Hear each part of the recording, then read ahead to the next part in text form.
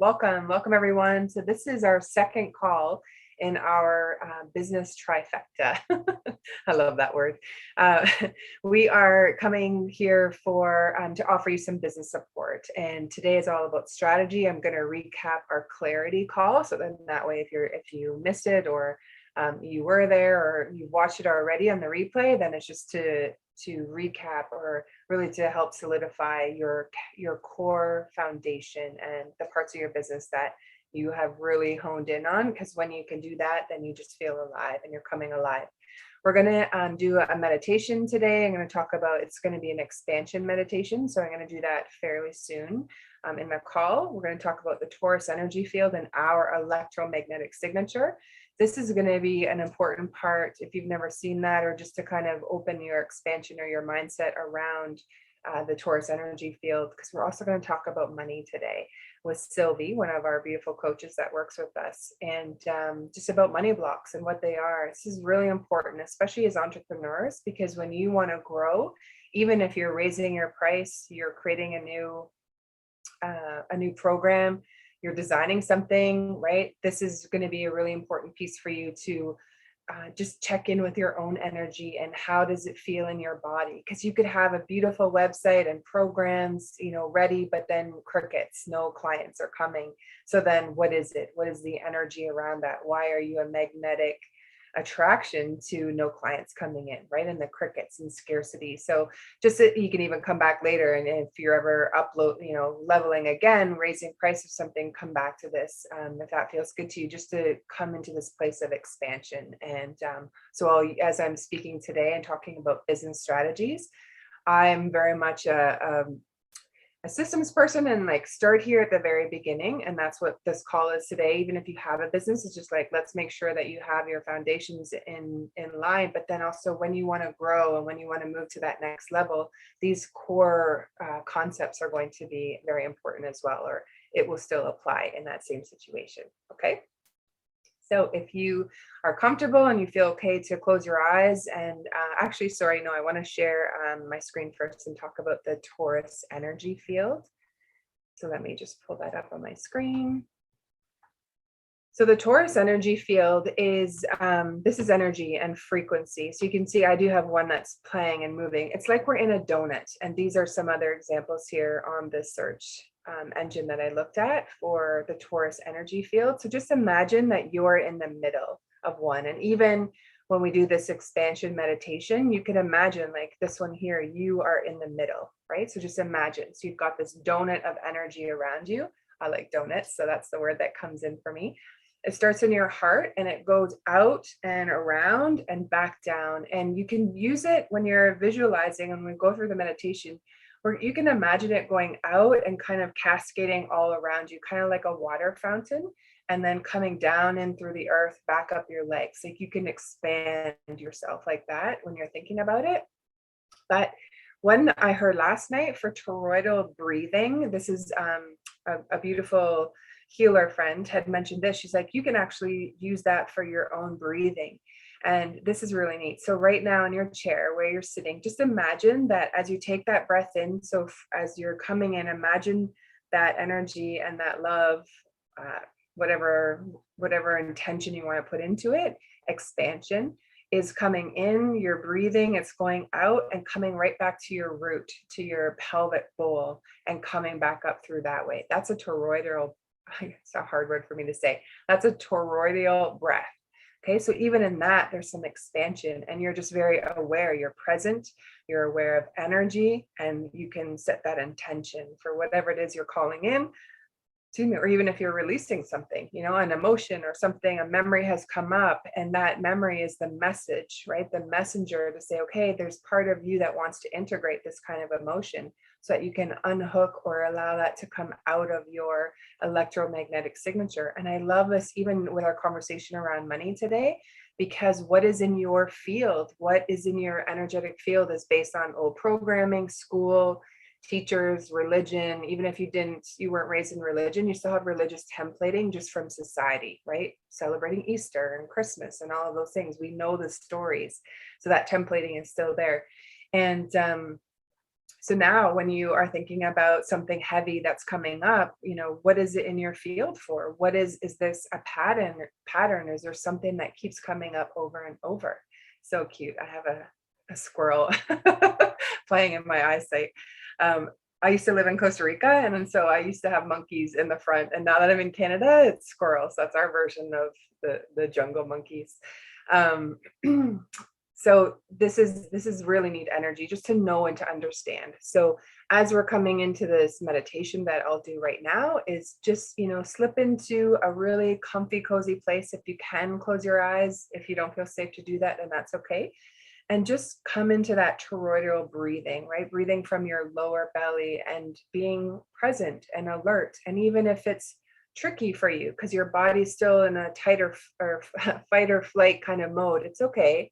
Just come down into your heart, tell your body that you're safe, and then allow that belly to open. That's also going to allow your sacral to open, your solar plexus of your identity.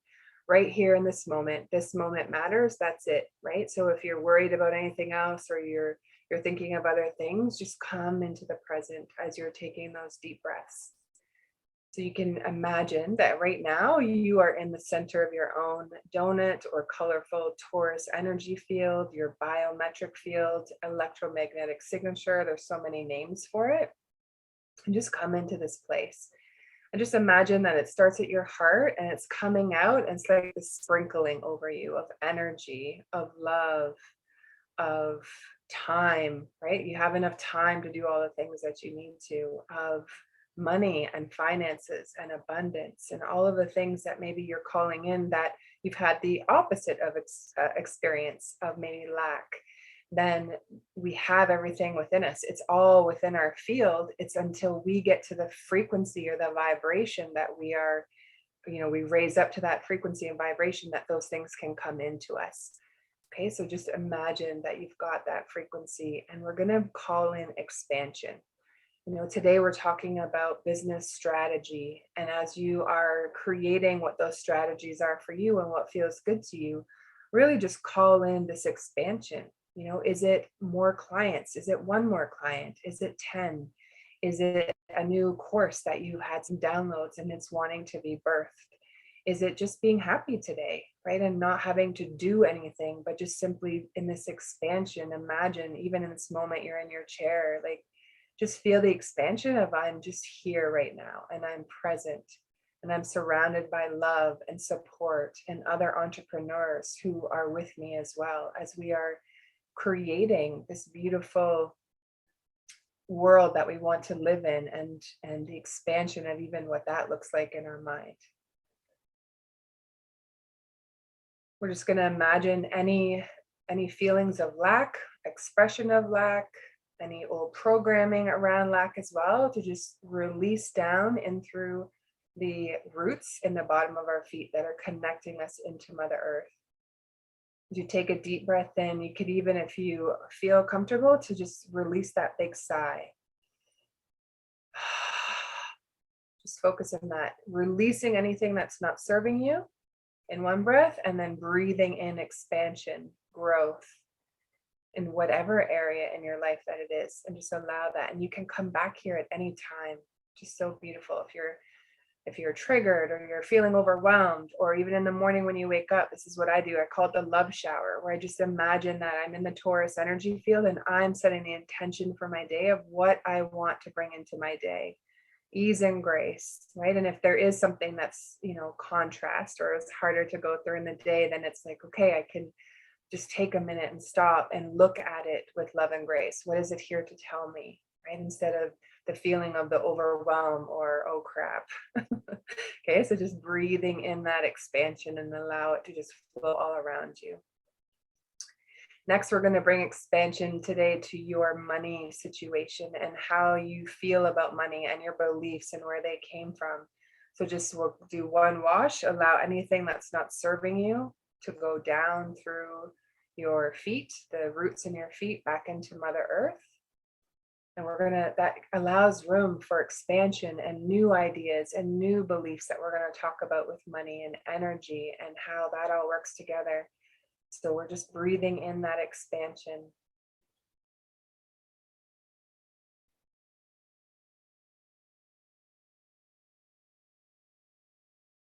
we're also going to breathe in the expansion of strategies and ideas that will just click in for you. And you're like, oh, that's how I'm going to do that. Or this is the way that I'm going to move forward with this idea or this program, getting started or raising prices, whatever it is that in this moment of expansion, we're also calling in clarity for you and your business, and that you see things from a different perspective, or even visually in your mind, opening that third eye, removing any of the calcification, allowing that to go down through your feet as well, just releasing, opening up all the chakras.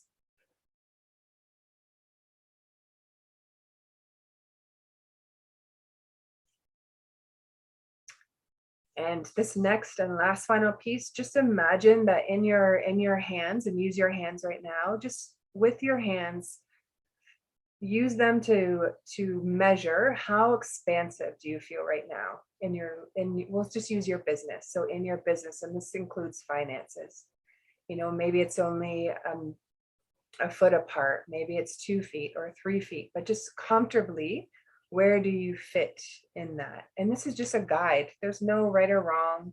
The cool thing is you can grow and expand from here.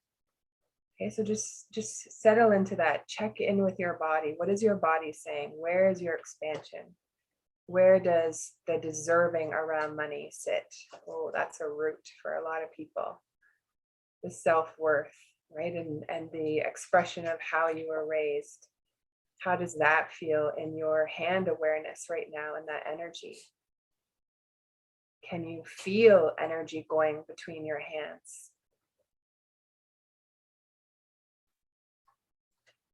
And when you're ready, you can clap or bring your hands together, rub them.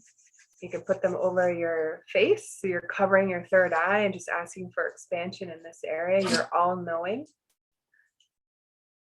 And you can give your a little head massage if you like, and come back when you're ready.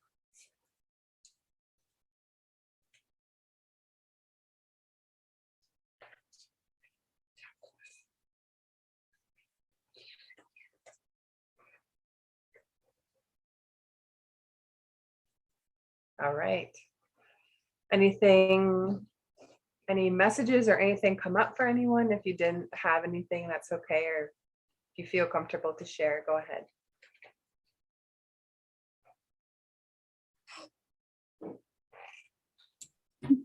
I'll share a bit. Oh. I'm in a battle of like the mind and my knowing, I guess. And so all of my programming and what I've been experiencing, my hands right now were like, my brain told me to do this. And then as I relaxed and felt, it was like I could feel more energy trying to like naturally do this. But my brain, my ego is just like, no, this is how it is. So I'm really in that battle right now. Yeah. That's really good awareness. Thank you for sharing that. And I like how you said, you're moving into expansion, right? Our brains are going to tell us this, and that's so good, because now you know where your subconscious is, right? You know where you are when it comes to thoughts about money. A lot of it's around deserving. I'm not speaking about you, but for everyone, right? And so your soul is saying, we're out here, like, come on, we're holding the space for you. And as you learn your lessons and we heal and we release all of the things that have been holding us back, to me, it's like a backpack full of rocks. As more of those rocks come out, we get lighter and lighter, and we expand and we rise, right? As that's happening. That's really good. Thank you for sharing that. Is there anyone that was, and if you're comfortable to share, like, were you surprised by where your hands were? Did it feel smaller than what you want? I might just share something. Cool. For me, it was kind of not a surprise, because sensationally I do feel very contracted in different areas of my life. So money is, for me, is just reflecting a lot of areas right now where I feel contracted. So it kind of is just showing me, like you say, where I'm at, in quite a few areas, which is a good thing, because it means that if I can, like you say, unhook some of the limiting beliefs in other areas, I'm sure it's going to have kind of a cascade effect on others. But it's just finding that area of resistance, really, to the expansion. So for me, it was quite contracted. Yeah. That's awesome. Thank you for sharing that. What's coming to mind as you're wearing a beautiful red shirt is that this is also base chakra, right? So this is a good indication, like, where are you in your expansion, or where are you feeling with money, right? You could use love here, you could use your time, but we'll just speak about money for today. And in this is like, this is base chakra. So do you feel supported? Do you feel like you've got a foundation? I didn't, and this is something I'm continuing working on. And I wear colors of the chakras so that I can feel into that and just feel the energy. Color is really powerful.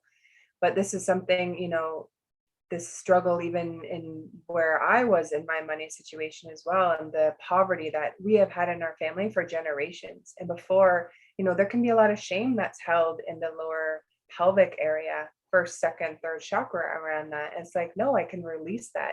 This is a learn for us. I know I'm a cycle breaker to change the things in our family, and this is just a piece of it. So depending on where you felt in the expansion, or as we're talking today, if anything's gonna, grab at your heartstrings, this is your medicine. This is knowing where you are. But then the beautiful thing is now you can grow from there and expand. So money is the masculine energy, and that, or the energy of it. So masculine is money, time, love, authority, how you feel towards men, whether it's a father, if you grew up in a church, right? Some of the elders or priests, around teachers. How are you? Are you rebellious? Do you not want to listen to rules? Like those, all of these things can kind of intertwine into that. And it also can affect the money story, because as we do one thing, we do all things, right? As above, so below. And so this is just medicine for you today. Is if there is some constriction or you're feeling that, awesome. How can we release it and let it go? What is the root? What are those core beliefs? And that's Sylvie's magic. So I'm gonna pause for now, and we'll let Sylvie come on and take it from here. And then once Sylvie's done, it'll be about 30 minutes or so. We will come back and we'll do some strategies for business. But I just want to get you into a mindset right now of like expansion, what's possible for you, what maybe are some roots or some money things that could be in the way, to release that as well. I had one more thing to say, but it is gone, so I will leave it. Virginia, do you think that the card is appropriate for what we just talked about?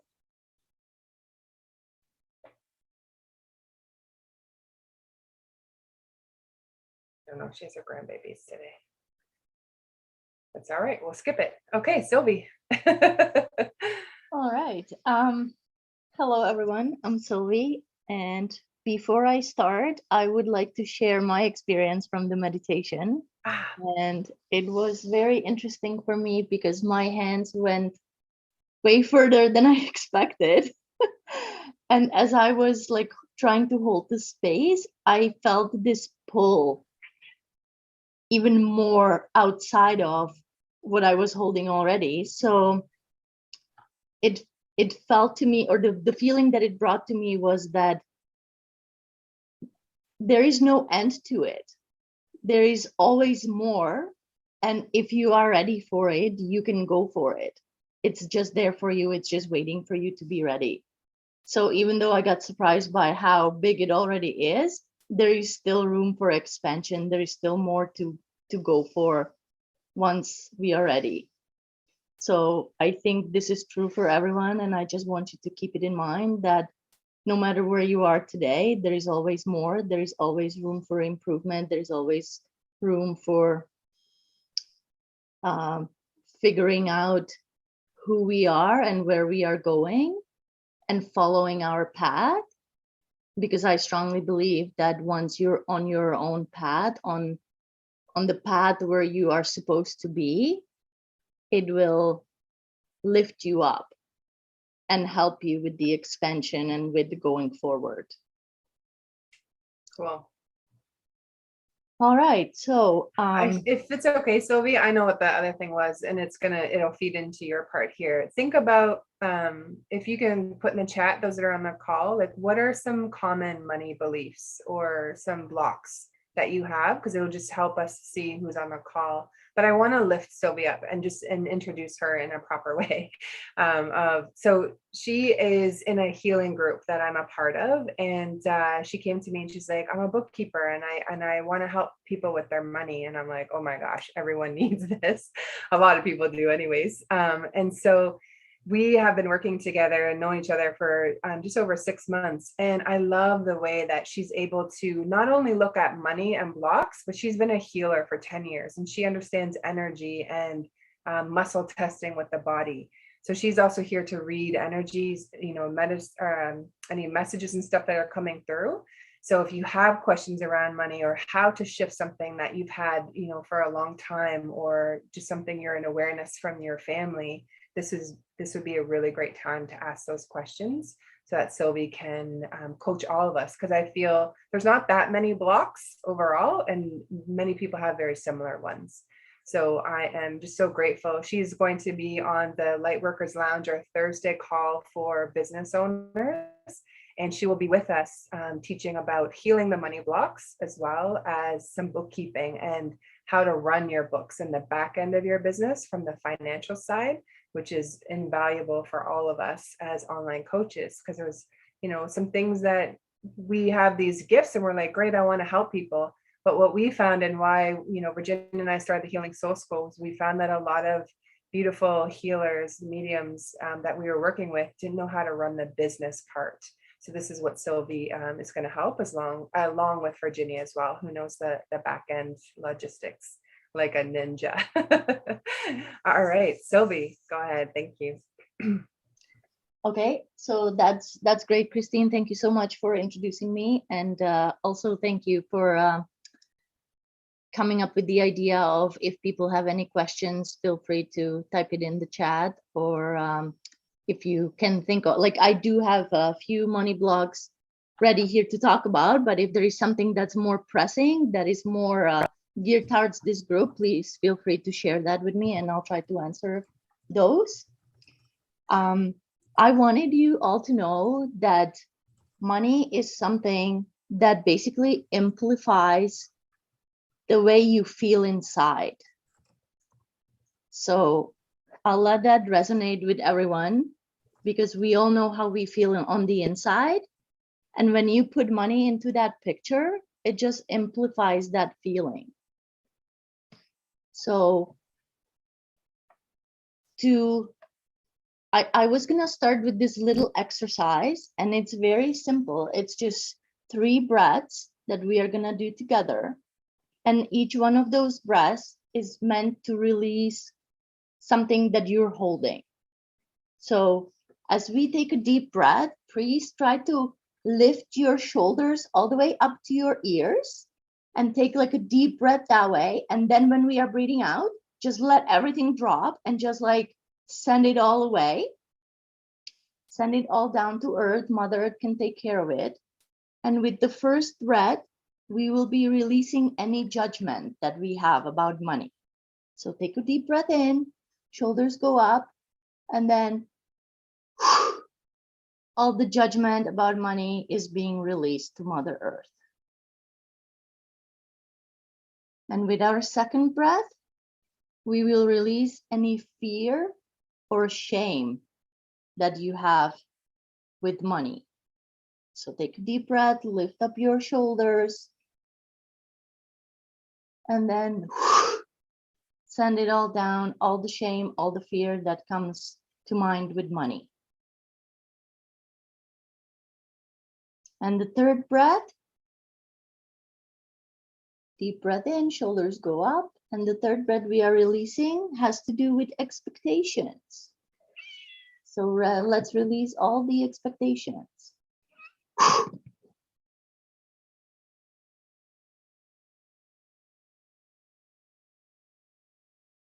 All right. And now that we released all the expectations, all the judgment, all the fear, I would like you to stay with your eyes closed if possible. And just imagine that you are walking in the woods. You feel really safe in here. It's your woods, you're the only one in there. And as you're looking around, there is money growing on trees. And I would like you to experience how it makes you feel. Are you surprised? Are you excited? What is the emotion that you're feeling? And I would like to invite you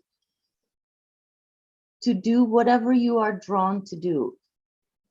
Whether you want to run around, touch the money, you want to grab it and put it into your pockets, you want to dance and celebrate that there is money that's there just within a reach. And just bait yourself in this moment of unlimited money that are available to you and experience the feeling that it brings.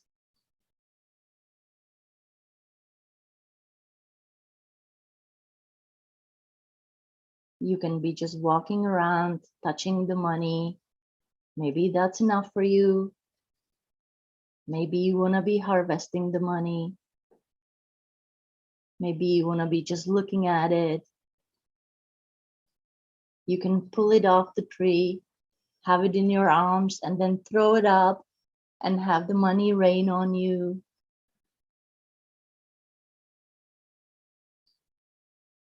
Just anything that will bring you a feeling of abundance, feeling of security,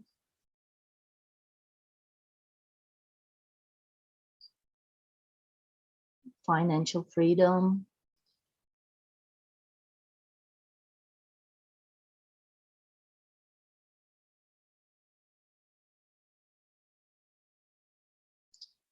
And being successful.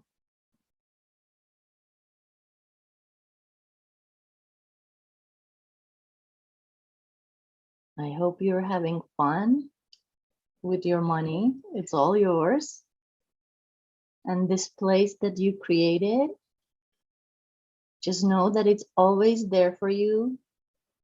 You can always go there whenever you feel like you want to have your special moment with money. And you want to experience the feeling that you just experienced. And with keeping in mind that it's always there, just feel the roots from your bottoms of the feet going in the earth. Ground in the moment. Take a couple deep breaths. And when you are ready, open your eyes. Mind too. Open your mind and your eyes.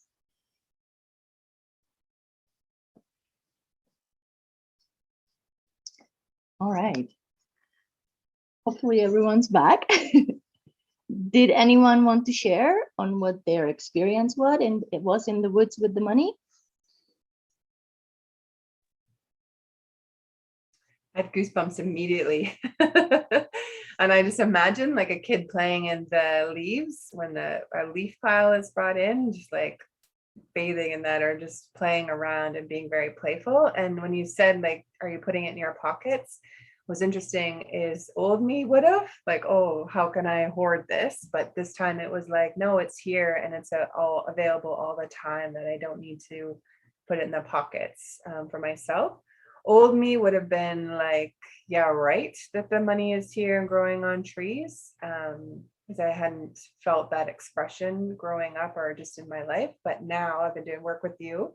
Now it's like this excitement of it's here. And I would even say for myself, when I think of that energy field and my business and growing, is to take that bottled goosebump feeling and to put that into my energy field, so that's the frequency that I'm putting out to the universe. Excellent. Anyone else?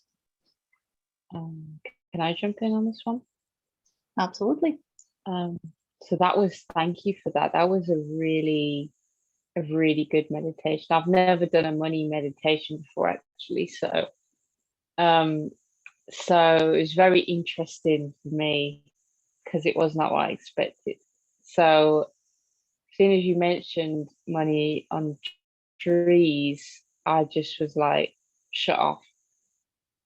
And money for me is, because of my family history, there's been a lot of money.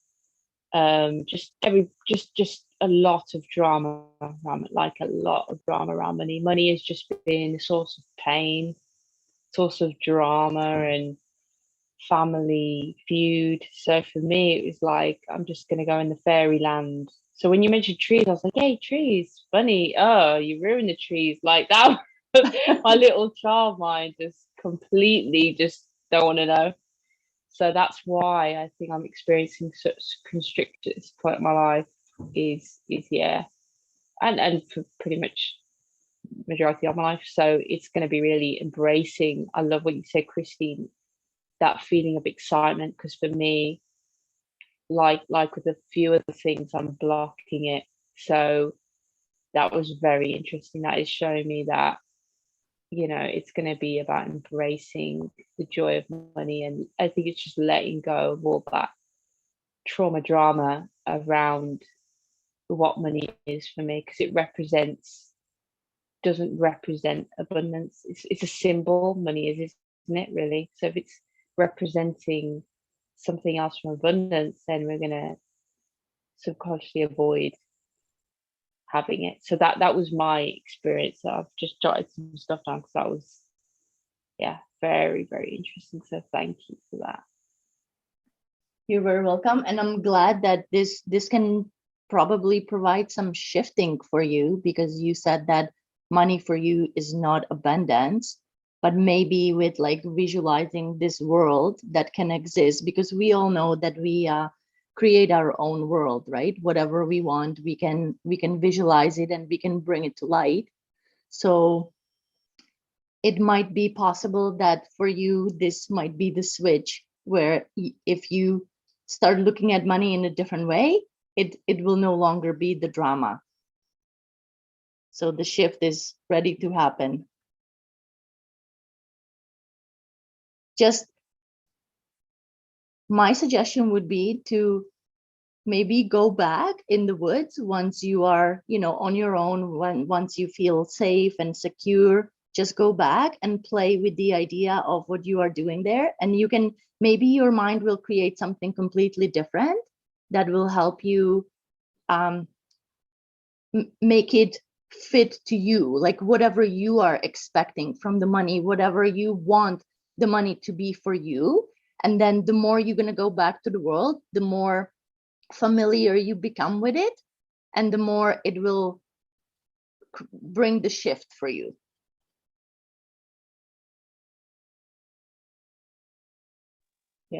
Yeah, definitely what money will be for me. Yeah, I like that a lot. Yeah, because it's different for everyone, right? Like money can mean the different thing to each and every one of us.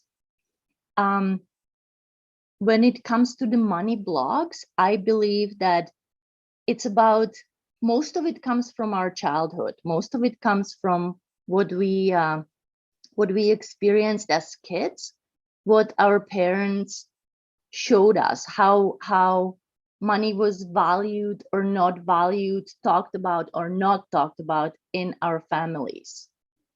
So it has a lot to do with that. And for me, I believe that worthiness is the number one money block, that people don't feel that they are worthy of the money, of receiving the money, of maybe providing a service, and they are not worthy to get paid for it. So it nicely comes along with what Christina was saying about like raising your prices for your business.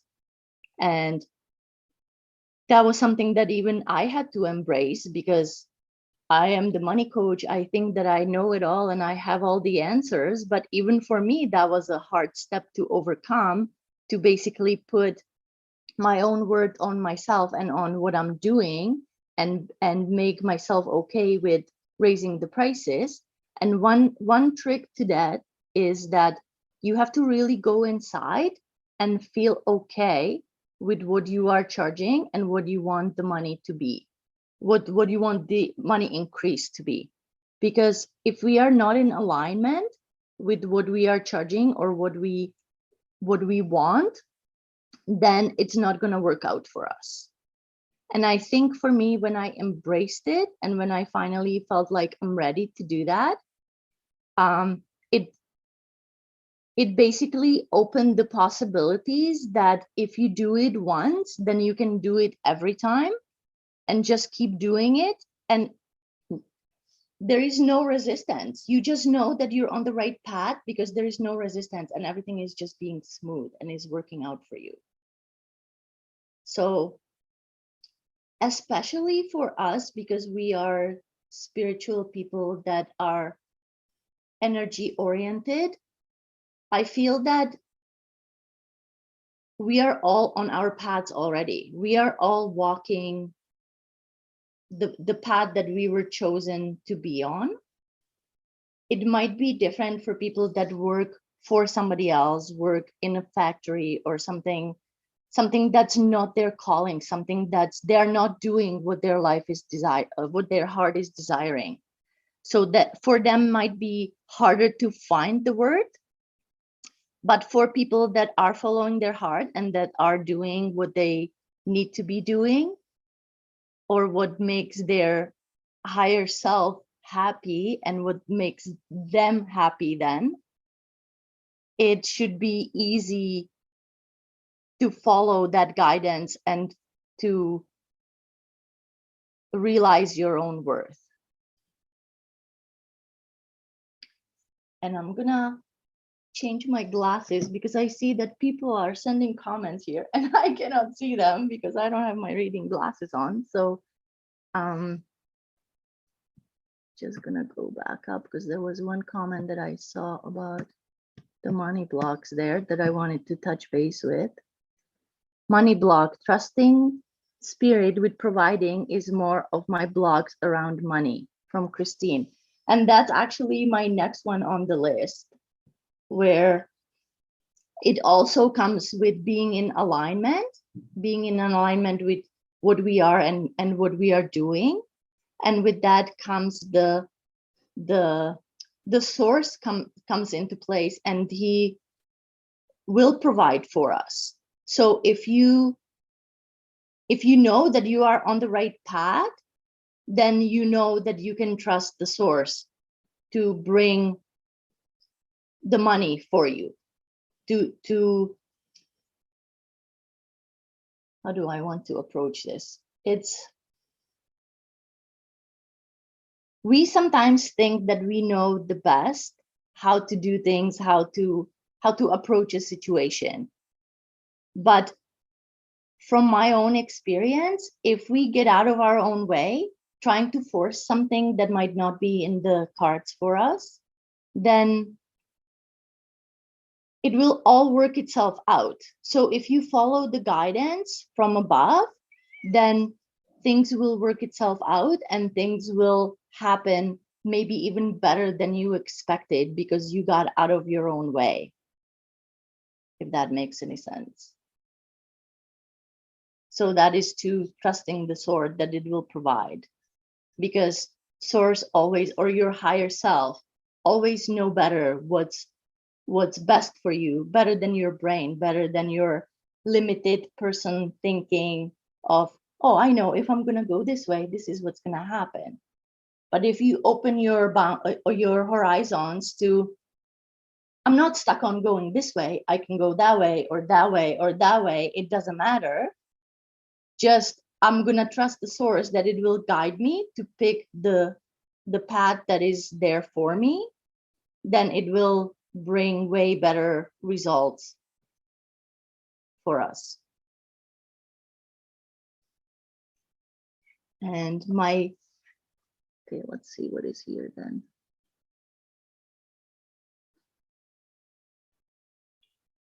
Money is exhausting to make a making, and making it's not good. Before you jump into that one, Noreen, did you have something to say for the last one? Yeah, I'm just going to share something real quick because I'm driving and I have to pay attention where I'm going. I just want to say thank you so much for sharing that, Sylvie, and what you did with the going into the forest with the trees. It's literally reprogramming an old many times before about money doesn't grow on trees. And here you're providing this image of a forest of, yeah, money does grow on trees, and it grows so abundantly. And I literally was just swimming in it. And as I'm like thinking about it, I'm like, oh, so I'm having a pile of cash in my car next to me as I'm driving. And I'm like, oh, I have enough money now to buy a car, buy a new home.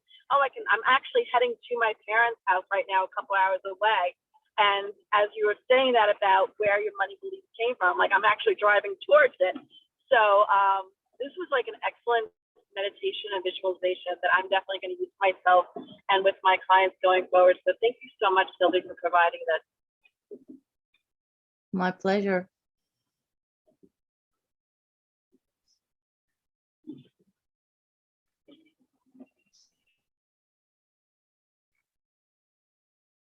All right. Well, that's great to hear. Always good to hear positive feedback. So let's go back to the money blog. So I'm not sure if I'm understanding this one correctly. Money is exhausting to make, and making it is not good. Oh, okay, I got it. So money is exhausting to make. I don't agree, and I think that's only in case that, as I mentioned before, if you are not on your own path yet, if you're not doing what your heart is desiring, it might be exhausting. But once you slip into the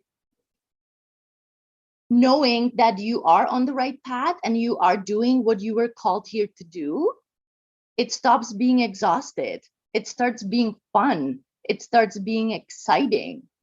I was so excited before this call that I vacuumed my whole house just before we started, because I had all this energy of like, I was just so excited to talk to you guys and to share what I have to say, that I had to somehow like release all that extra energy. So for me, I can't say that making money is exhausting, because I feel like I'm doing, this is my cat's tail here behind me. I feel like I'm doing what I've been called to do. I'm doing what I always desired to do. And it took me a while to figure it out. I was not always on the path. So there was some struggles in the past for trying to figure out, and I was approaching it the brain way. I have to figure out what I need to do. And it was not coming. And not until I put my heart in it and I started feeling it with my heart and trying to find it with using the tools of what resonates. So you sit with your thoughts, you sit with your visions, and you feel what resonates with you and what you've been called here to do. And until I figured that out, it was feeling exhausting, and it was feeling like frustrating because, oh, I don't know what I should be doing. But once you know what your calling is, it stops being exhausting. And when it comes to money not being good, I believe that also goes to the childhood. That may be something that your parents always said, that money is not good because maybe people, when they are rich, they don't have the heart. And those are all money blocks that, yes, we need to come over, because it's not your belief. It's something that somebody else put into you. It's most of the time it was your family somehow. And the step out of this is to not follow it, not having these thoughts, not thinking about money as a bad thing. I had a client one time that came to me, and we were talking about money, and I said, so how do you feel about money? What does money represent to you? And he says to me, oh, I hate money. And I was like, what? I was shocked. I was like, how can you hate money? Like, money provides us with things that we need. Money buys you groceries. Money pays for your apartment or for your mortgage or for your, heat. How can you hate that? It's a tool. It's a tool that helps you pay for things that you need and pay for things that you want. So how can you hate it? And then so we just kept talking about it, and then basically he said it wrong. He said that, or wrong, there is nothing wrong. His wording or his explanation of things was not correct, because he was talking about money being wrong, or money being, he was hating money, but it's not the money he was hating. It was the stress that the money created that he was hating. So he didn't like talking about money. He didn't like thinking about it, because there was not enough of money in his life, or there was some money blocks that were coming with it. But it's what we bring to our life. So if your approach to money is that you hate it, then how do you expect it to be around? How do you expect it to be able to make it? How do you expect to have enough of it if your approach to it is that I'm hating it? So the number one step would be to create a nice relationship with the money. And that's why I was trying to lead you to this short little meditation into the woods where the money grows on trees, where you can have enough of it, you can have as much as you want. Because if you start feeling comfortable about money, if you start maybe desiring having more money, and you shed all the negative stuff that you were taught or that you heard about that comes with money, then improving the relationship with the money will bring more money into your life.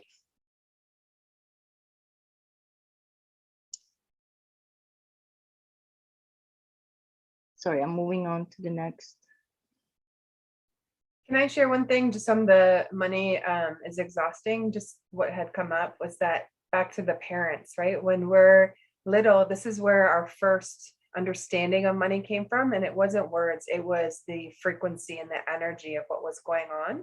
So it could be that if you came from an affluent home, that money was there, but maybe love wasn't. So it could be that you equate it with money is not very loving, or it's cold, something like that. Or your parents continually went out to work. You wanted them to stay home as that little toddler, but they went out to make the money, right? Oh, I have to pay for the rent or the mortgage or the food. But also the exhausting is there an expression, and this maybe can even go down into a root, the words even that we choose around our block. If you think of yourself as that little child, what is the expression of, if you were to relate to money as just energy or emotion, because that's what money is emotion, then that word exhausting is so good. Was it that, and I'm just going with what I felt come in, is that as that young child, is it that your parents are going out, you see them working, they come home exhausted, and you want to play with them or feel their love and attention, but they don't have it for you because you're tired. And then what does that say about you, right? What could be the meaning is that you're not worthy of their time, love, and attention because they're too tired from working. So then you're like, as a kid, you're like, I don't want to work because it's tiring and exhausting and I don't have time for other people. So it just depends on how our child brains took on what we were learning and seeing out there. And it's so great. Like Sylvie said, it's not from you. It's come from an outside force, that block.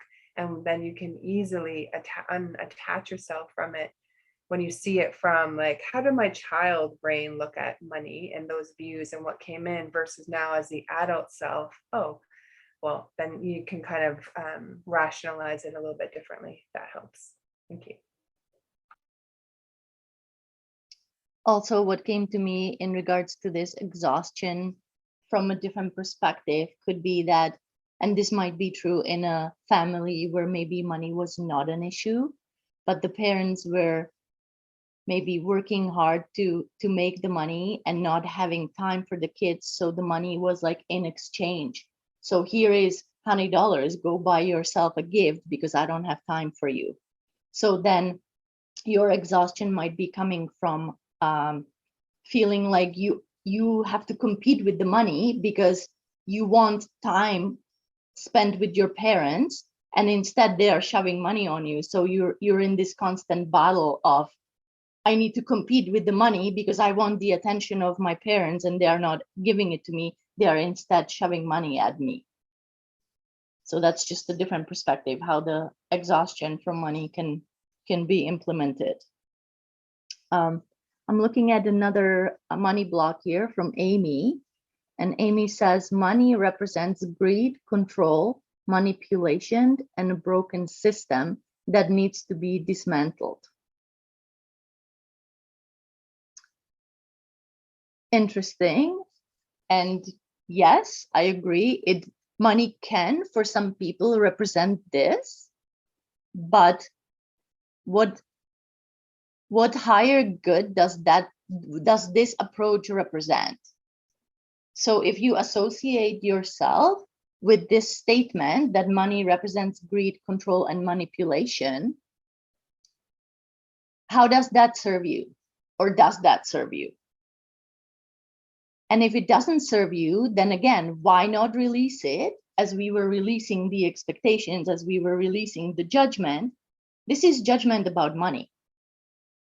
For some, yes, money can represent greed and control, but you are the creator of your own life. And if you choose that this is not true for you, money does not represent this for you. Money to you represent safety net. Money for you represent being able to go out and buy whatever I want. Money for you can represent freedom. Money can represent whatever you choose. So instead of, and coming again to the listening to what other people are saying that money should represent, go within and think about what money represents to you, or rather, what do you want it to represent? And then build your little forest with money about that, about what you want the money to represent.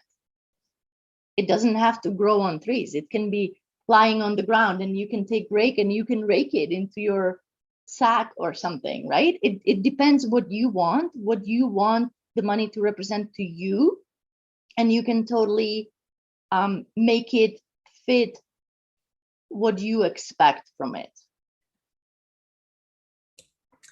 Yeah, that's a really good point for sure. I've got this like big battle of all the things that are going on in the world and then doing my own work, so and there's a whole lot of other money blocks that come from my childhood as well. So this is just one aspect of it, but there's a lot of incongruence for me with how I view in some ways money is used or manipulated versus what I would do with it, right? Mm-hmm. So, being in a forest of money, it felt very bizarre to me.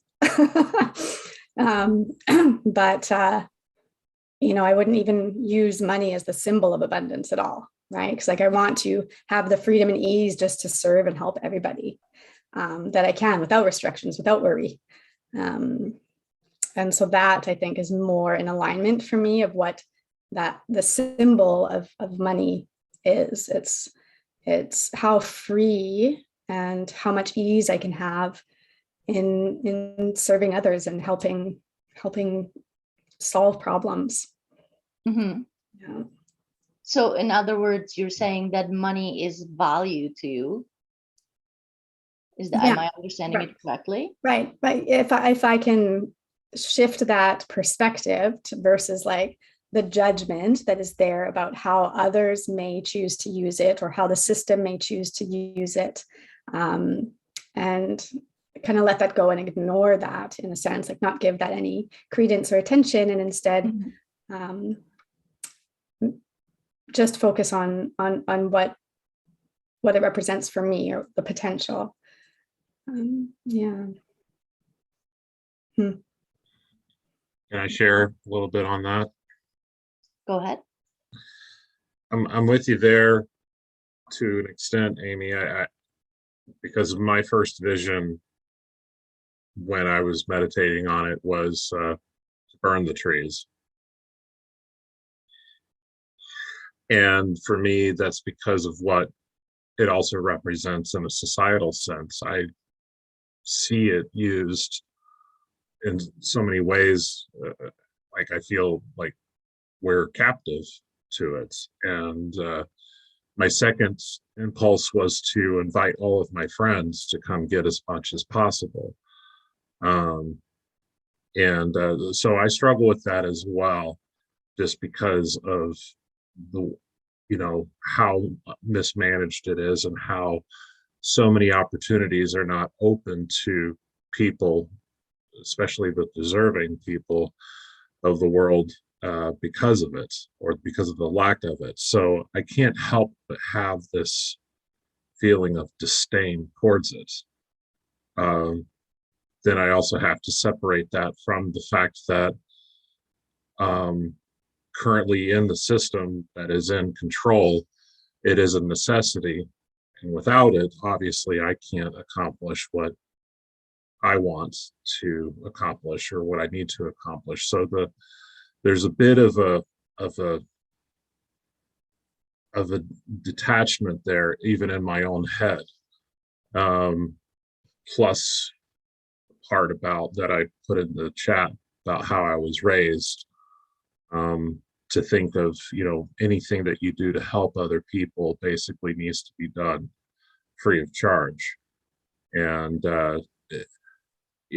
so I assign a different value structure in my head to helping a friend out or helping somebody out in a spiritual sense than I do, say, like when I wire up a house.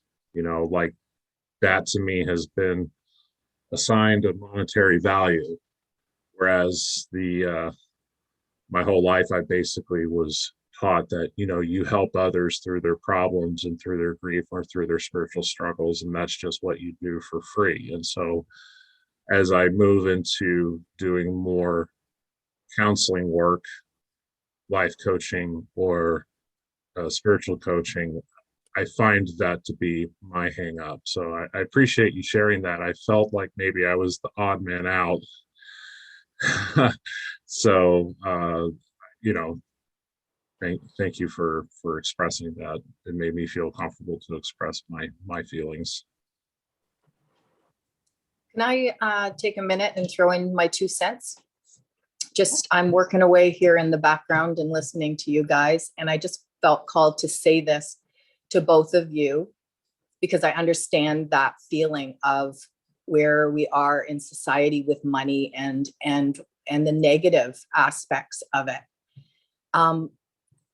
But I truly believe we are moving into a world that does not involve that.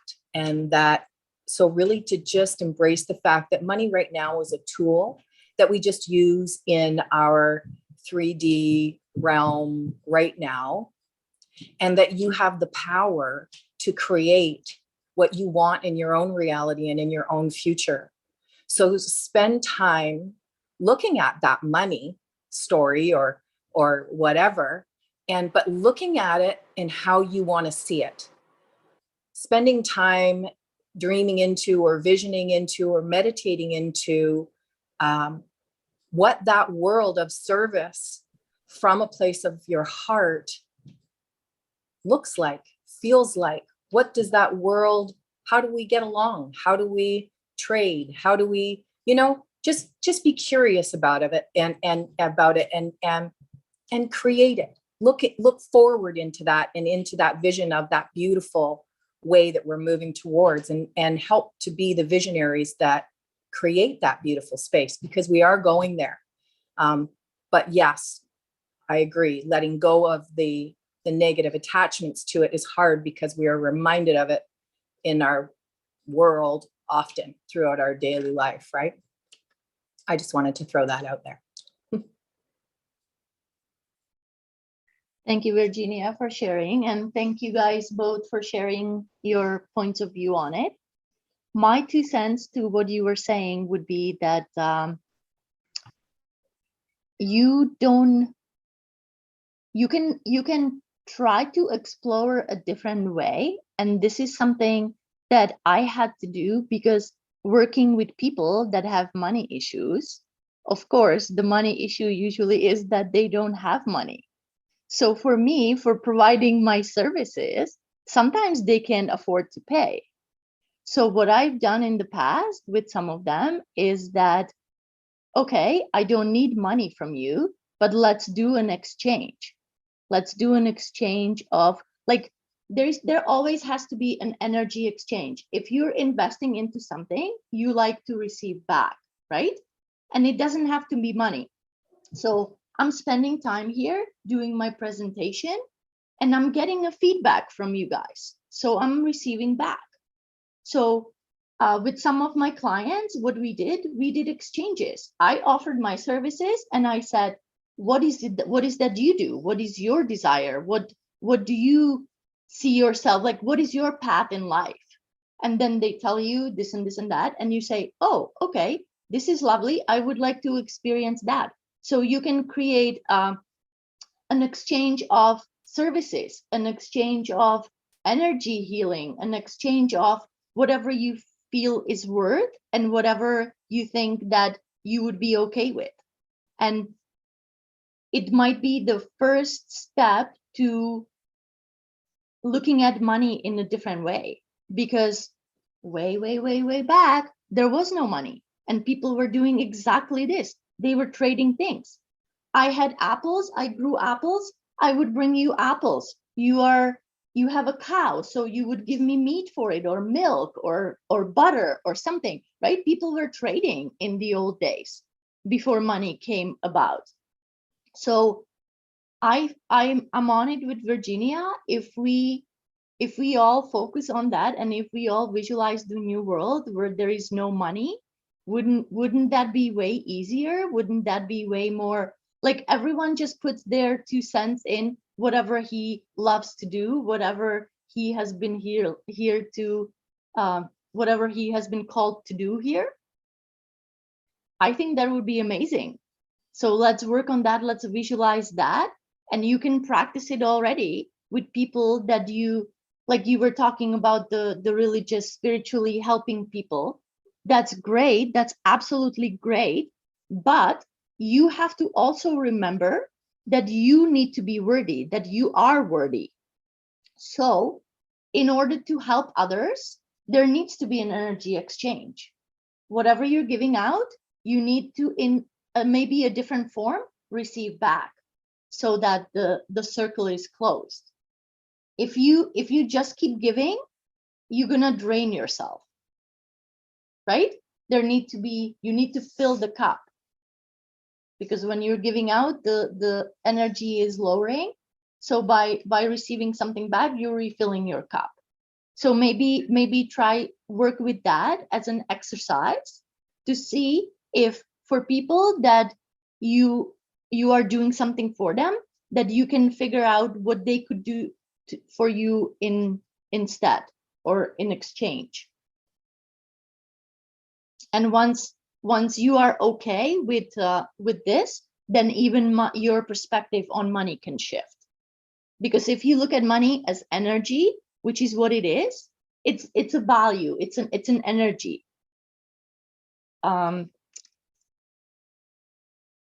I feel the trouble with money is that it has a number value.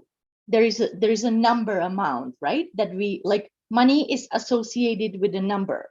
But if you look at, let's say, taste or passion, it's energy too, but it's not, it cannot be seen in numbers. You cannot put a number to how much passion you have.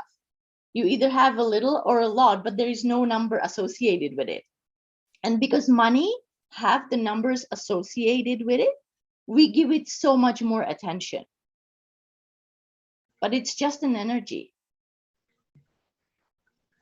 So look at it as energy and exchanging energy.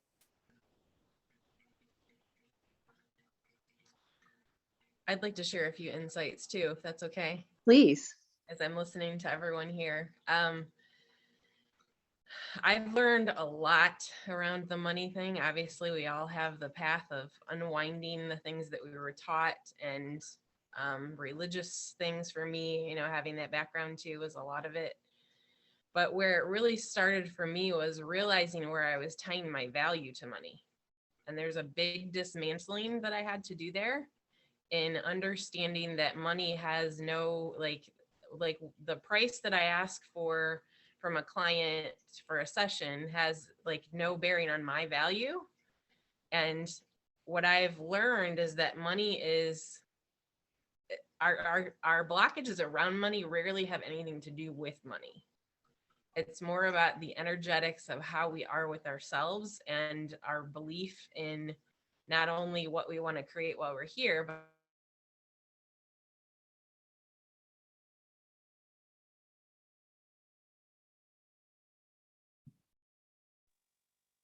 Am I the only one who can't get Andrea?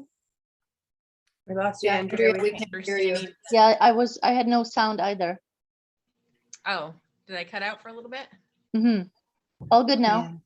Yeah, so I was just saying, sometimes as spiritual entrepreneurs, it's really easy to get wandered off in la la land and not understand that it is a reality of creating in this 3D world we're in, that we need money for that. So for me, viewing it as a co-creator and understanding that it's here to guide me and working on my relationship with my own power, and understanding, because a lot of times we can place money above our power and think that money has more power than we do, when we have to activate the power within ourselves, we have to activate the safety within ourselves, and we have to activate the value within ourselves, and follow what lights us up, and then the money will come. So I've really had to change. I had for me, it was a lot of anger to work through to get to a place of like being peaceful with money. And one thing that I did, what was kind of fun, is I took some stickers that were little emojis with heart eyes, and I put them on all my credit cards and my debit card. And then I just, like, over the months, every time I got my card out, it like made me happy. I was like, thank you, money. Thank you for being here for me. Like, understanding that money is an aspect of me that's a tool to create what I'm here to create. And that money is not wrong. I think the problem that I see is when we deny the fact that we actually desire money, and we think that that's wrong, that can trip us up too. Like, it's okay to love money. It's okay Absolutely. to embrace it and enjoy it, because if you view it as a co-creator, if you have a significant other or a spouse in your life, that person is also a co-creator. So if you think about the way that you engage with that person, the way that you engage with money is very similar, is letting it contribute to you because it really is you. Thank you. That was great. I really enjoyed your input here, because that's exactly what I was trying to say, that the money, it's all about what we think about money. It's all about your relationship with money. That's the key. That's the key. It's not about what someone told you, what someone else is saying that money represents. It's really about how you feel about money, what money represents for you. So I think you said it very beautifully. Absolutely. Thank you. No sound again.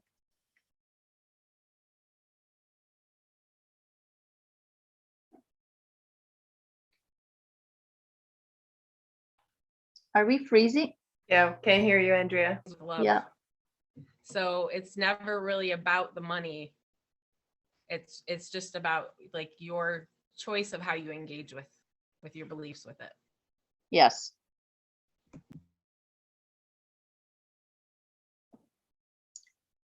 Okay, how are we for time, Christine? I wasn't paying attention to how much time we still have, or did you want to come back on? We could keep talking about money probably till night, but for sure. I'm just checking back in the chat if we had any ones that we maybe missed. We talked about the religious piece. Raven, I don't know if you're complete on that. What you had shared is like, I'll just kind of wrap up. Think about if you are in a place and money is scary, or you don't want to charge, or you feel, that there's a worth piece in that, and that can come from childhood. The religion piece is like, even think about, we were taught to put others before ourselves. And so it all comes back to, are you open to receive, right? Can you allow the divine to bring money to you, that you are in this place of opening to receive? And if not, or wherever the wobbles are, is just look at what's the root, where does that come from, or that thought, to be able to unhook yourself from that, or at least see it from a different perspective. Maybe even you can do a channeling exercise where you write out what your beliefs are about money, and just write down everything that comes to your mind. It might be money grows on trees, or money flows to me from the universe, or flows to me from all different sources. And you keep writing, eventually your crap is going to come out of what your subconscious is holding on to about your money stories. And that way, at least you are co-creating even with the divine, and allowing a release for that. You can burn it after, have a ceremony where now you're stepping into your abundance, your God-given abundance, right? Our sovereign abundance. And it comes in, of course, from all different places, but it's finding what are those wobbles, and then taking action on getting curious. What is it here for? Where did it come from? Releasing any shame and judgment, especially in the lower chakras, so that you're releasing or moving those old beliefs out of your body, and even the energy, and allowing for more to come in for that expansion.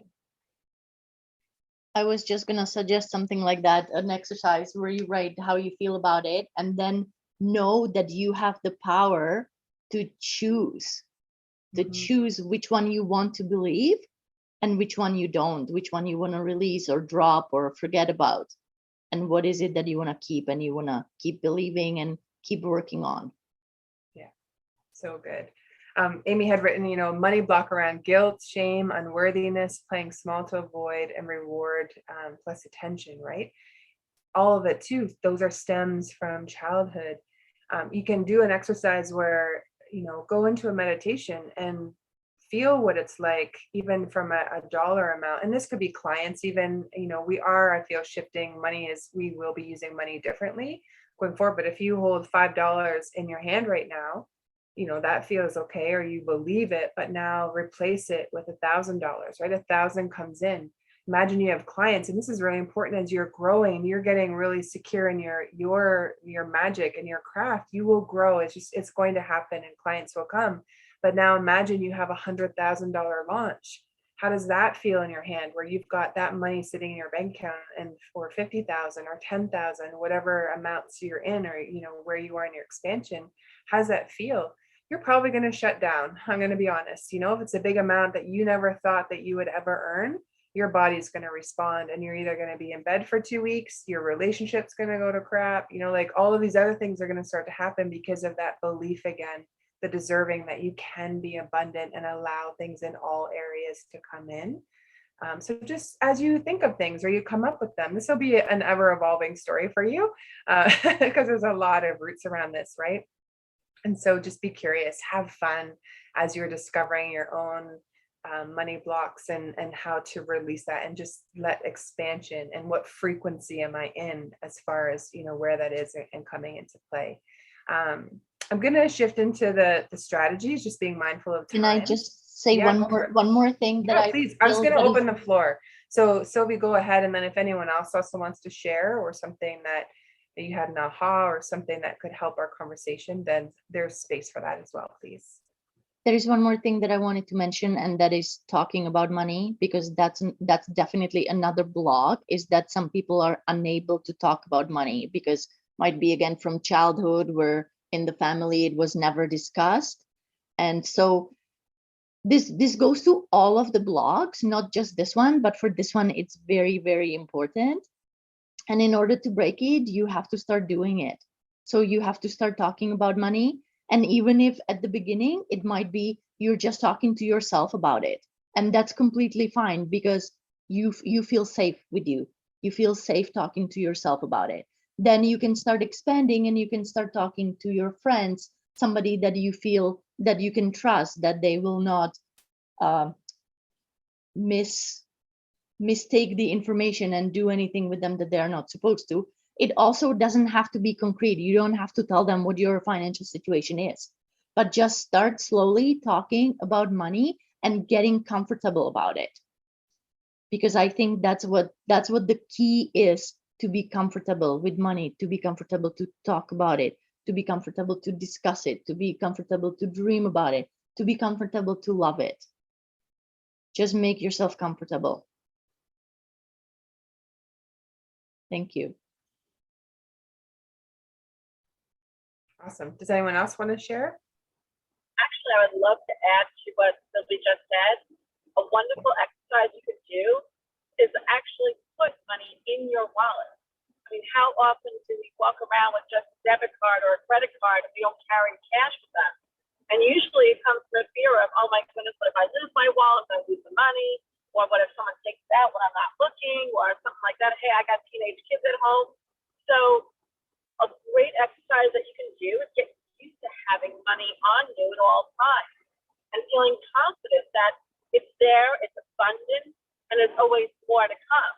So you can stick $500, $1,000, $2,000, whatever it is that you feel comfortable with, and put it in your wallet so that you know it's there at all times and always expanding.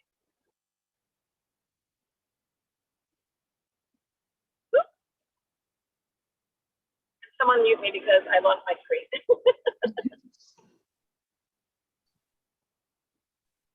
Andrea says she lays cash around the house too. You can create a money jar and you can put affirmations and things in here as well. This is mine. And normally I have a wand that sits in it, but the kid plays with this. Be careful if you have kids, because they will go into it as well. But money might disappear. Yeah. But you know what? And you're modeling even for kids, right? That it's here and we can play with it. It's not like, don't touch the money jar, right? That you're going to break a spell or something like that. Not at all. It's like, I can use that as an opportunity to teach her too, right? And to feel the abundance of that.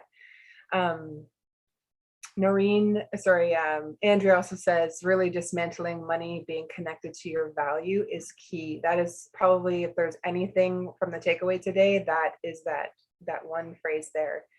Your money, your bank account, how many clients you have, and all of that is not tied to your worth at all. And so if you're feeling that, do your work, unhook from that, because it will open you up. And really this part about receiving and, being allowing and receiving. Imagine you could even do a meditation, just feel what it would like for just abundance from everywhere to just keep flooding you and coming in. Make sure you have some time for some self-care after, because you'll probably hijack your nervous system a little bit. And just in the sense of you're like, oh, that doesn't feel safe, or like, there's going to be some feels around that based on your past experience and growing up, which is the human experience and what we've come here for, right? That money, just like a co-creator and tool, you are here to create with it. Absolutely. That's so good. You can also make yourself a check that there is money coming from the universe to yourself, and it might be unlimited. That's what I carry in my wallet. A blank check from the universe money coming to me. You can just Google it. I got this from Bob Proctor. Rest in peace, sir. The Bank of the Universe. And you can also put that, it's in my money jar. Universal Bank Unlimited is mine. Awesome. So cute.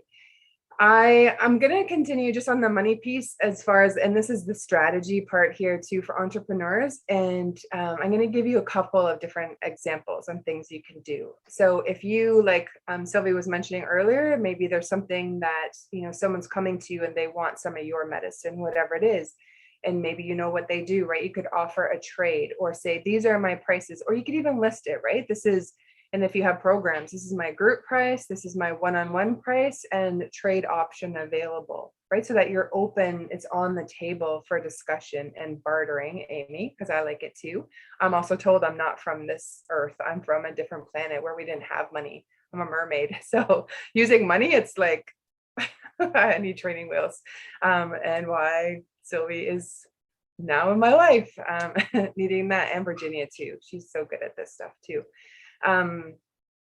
So you can do the trades and the barters because it is an energetic exchange. So it might be, that they do a testimonial for you, and you get to ask, is it a written testimonial or a video or both, depending on how much time that you're giving, or maybe it's partial, some payment, but also, you can co-create with them on a call, which is so beautiful.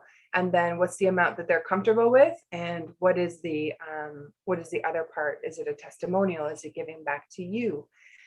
Be mindful though with this, because think about money stories, right? And it might be that you're going to the other person, and if they're in people pleasing, they're like, yeah, I'll do it. So check in with your energy always. Does this feel good to me? Do I feel expansion by, co-creating in this way with this person?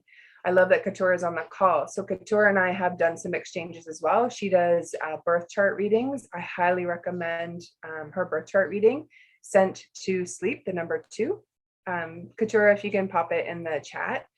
Her birth charts are so great because she's taking a look at the sky and does your reading from there. And I like it because it's in this real moment, right? We have 13 moons. The Gregorian calendar is not the true calendar of the earth and nature. And so we are skewed and we are off going by the traditional Gregorian calendar. And so she looks exactly at the sky. What is happening today?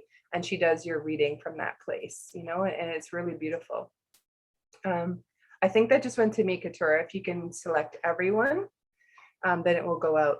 And so she has a course coming up. It's an astrology course that astronomy, starting March 6th. And I think the cost is $333. So I had said to her, would you like to do an exchange? And so we chatted about it. She's like, I'll do payment for this, but exchange for this. So she has her boundaries, and it's so good. And I know where she stands. I'm like, okay, cool. Right. And so then that's how you can also co-create. So you can be in your boundary still of like checking in. Do I want to do an exchange? No, what I'm getting from source or what feels good is that there will be payment and the money will be the exchange.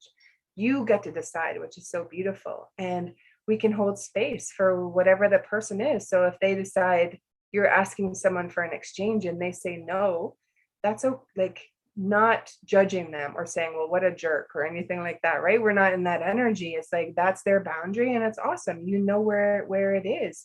And then do you have those same boundaries within yourself? Just like money, our time is also an energy, right? And so are you giving too much free stuff away? You're not valuing yourself or your time. Okay, so that is another thing. If you want this desire to just give and give, but then when people want to come back and they want your medicine, but you have a hard time charging, there's a disconnect there. So just finding what that root is.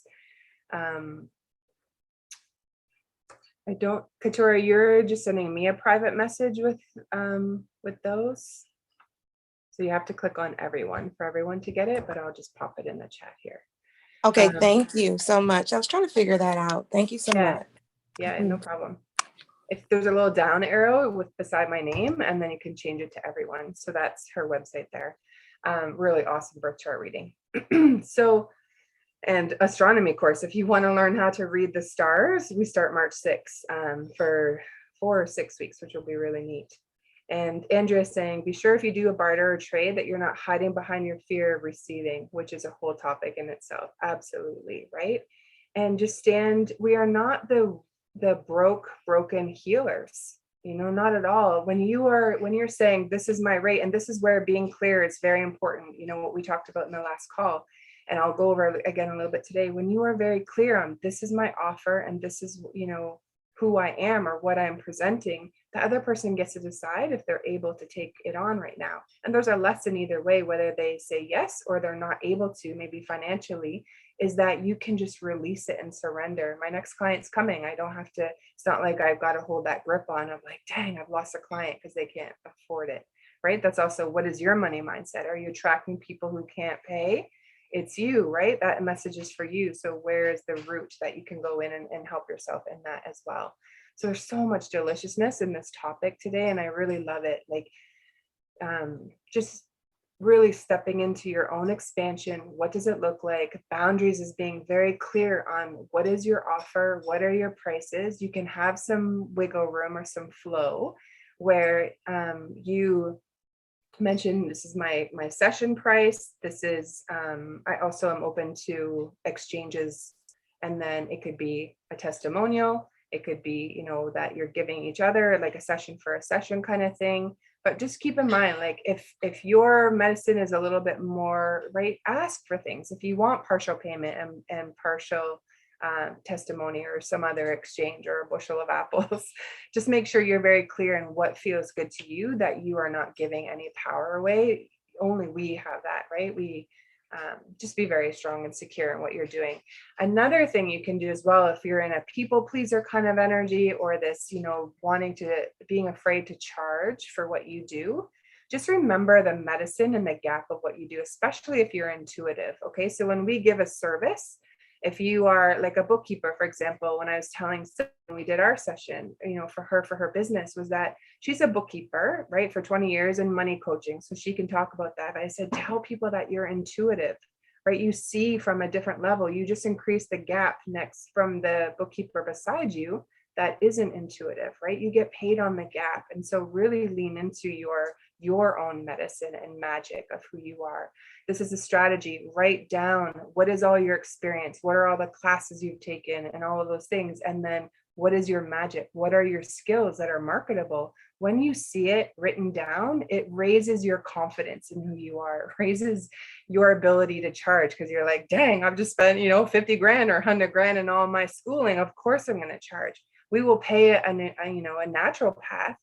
How come you would have any issues with asking for payment, right? So that's one strategy there. Another strategy is that you could set up, maybe you give away 2 free sessions a month, and it's by email only, or you can have a scholarship. There's so many different ways you can do it, so that you don't have to feel guilty. You're like, I have these 2 sessions, and once those are used up, right, that's your free space. Then everyone else is paid. Right. So this comes down to if you need a little bit of discipline, right? Maybe you didn't have the discipline or accountability growing up.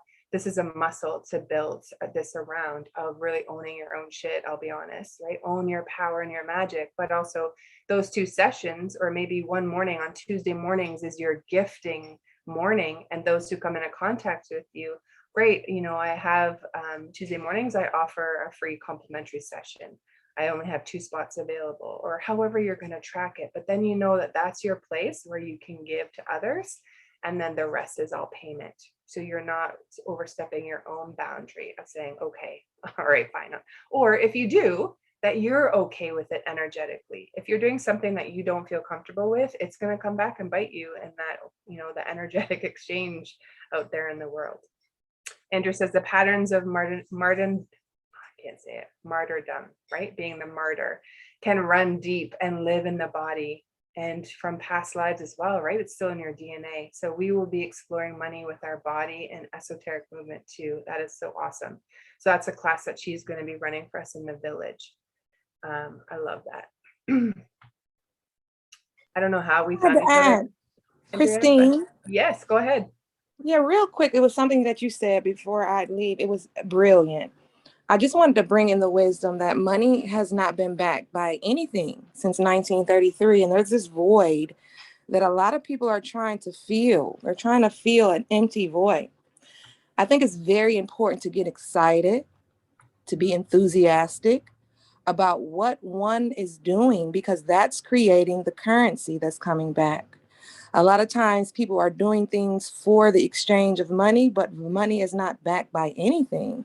So if we reverse this, if we look at life as, this is what makes me enthusiastic, this is what makes me feel joyful, this is what makes me feel excited, you have created a wealth that will be matched, versus going into a situation trying to retrieve a certain amount of money or energy from something. Energy is blocked that way. So I'm seeing that a lot of people who are moving outside of, pretty much like chasing the money, or trying to find ways that they're not energetically aligned to. Right. So I just wanted to say that you said something about meditation. I just think that it's just important to really sit with the blockages that you were speaking about, Christine, that is holding our perception of how money is. I mean, if it's not backed by anything, we have to truly start to put it in its place. And I just wanted to put that wisdom in there because it was just brilliant. And I see a lot of people are really struggling with a relationship with something that is not as valuable as we are as individuals. And to put that much power into a tree back is kind of disheartening.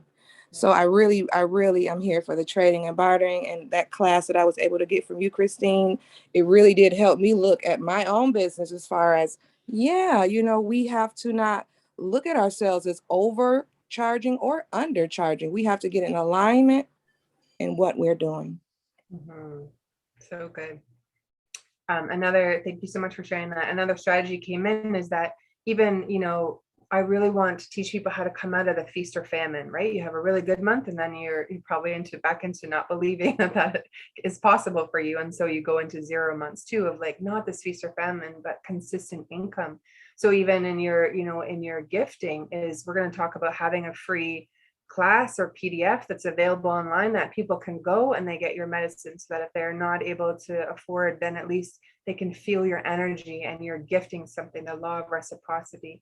Okay. And it could be that, you know, you set yourself an example, and this is where Sylvie's going to help us with like watching and tracking your numbers every month. A lot of people are afraid to look in their bank account or don't have a clue on keeping track, especially if you're creative or an intuitive. Like the technical stuff is not something that's always our strong suit, right? So having that skill there, it could be that you give a free gift or a free session, you know, when you hit a certain level in your business, right? And you could offer it to your followers, those who are in your email list, the ones that are closest to you or your super fans, that you offer this service. Or there's so many different ways that you can give, but then also respecting yourself, that you are also saying, this is my rate. And a lot of that comes with the confidence and the security, or not even security, the surety of who you are, that anchor of like, this is who I am, this is who I serve, this is my business. You know, a naturopath, as an example, would not feel bad about charging someone specifically, right? They went to school for that. It's the exchange. And so, you know, sometimes if we're card readers or we're doing coaching and we never did that before, it's a switch in your mind of moving into this now as a business owner, and before you were an employee, of like, okay, now I am that business owner. Think of yourself as the lawyer, the natural doctor, or the whatever it is, whatever profession is, that you also are able to connect and collect that exchange with the person. You're also transforming their lives. Think of the transformation. If you are like, for example, you know, working with Sylvie on creating a 6-month program for people and their own money stuff, is that she is giving them skills that changes their lives forever. So yeah, when you're working in the price of it, it's not just the course or the sessions that you're doing, but are you giving them gifts and tools that will transform their life forever? Then that also gets worked into the amount of exchange. So you could have a 6-month program that is $300, right? If you're just starting out and you're not so confident, or you're like the Bambi, the wobbly legs, you could also charge $3,000. You could charge $30,000. It just all depends on what your frequency is. And when you think of like, oh my gosh, $30,000, one of my coaches charges $100,000 a year to work with him one-on-one. He's going to work with people who are not in a money scarcity frequency, right? They're in this like, okay, I know the direct thing that he helps with, and I want that medicine. And yep, here's the $100,000, because they know what they're getting in exchange for. So again, it isn't always about the money amount, but like, what frequency are you in that feels good to you? And that's tapping into your intuition, muscle testing, what feels good to you. If it makes you feel like you want to throw up, if I say, you know, if I say, Sylvie, for that 6 months, I think you should charge $5,000 a person, and it makes her want to throw up, then she knows that that's not her price yet. Right. And so you just keep bringing it back down until it's an amount where you're like, oh, that's a no brainer. Right. So just in pricing as well, if that can help you. All right. So let me share. This is for strategies here. And if you have the option to do, oops, I downloaded the wrong one. Sorry. And technology. Hold on. Let me find it. Oh, I know what I did. I downloaded the wrong one. Virginia. I'm kidding. Does anyone have any shares just while I pull this up? Any thoughts? How are your brains? I was gonna say, when you talked about the price for products, courses, whatever it is, your services, that sometimes personal experience, what happened to me was that I went to a meeting with a client with a price in mind, and just being in the moment, being present, a different number came up and the number was higher. So I went with it and it was a success. So sometimes like don't stress about it so much, being prepared for what feels good, because it is about the moment and it is about whatever at that moment feels good. So good. Thank you for sharing that.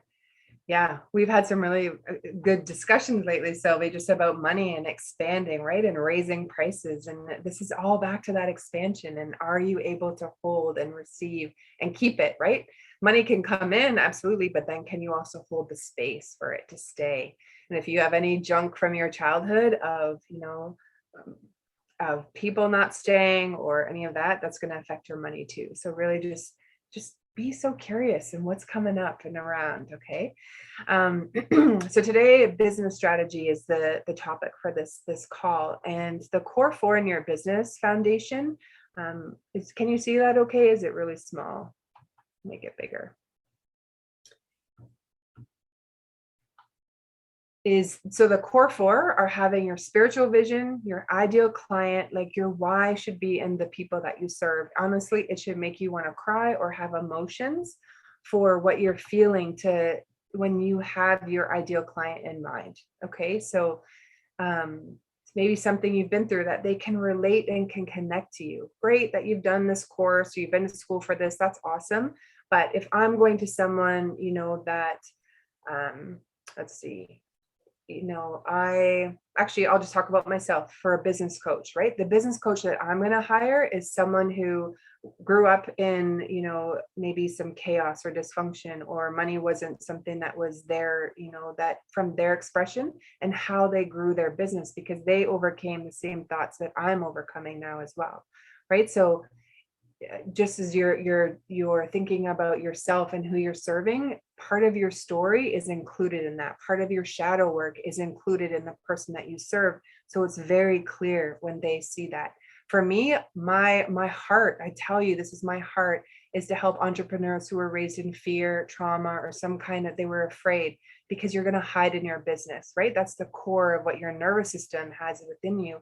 Come, let's help, let's release those so that you can stand brighter and stronger in your business, right? Because I feel you, I've been there, I am doing the work myself.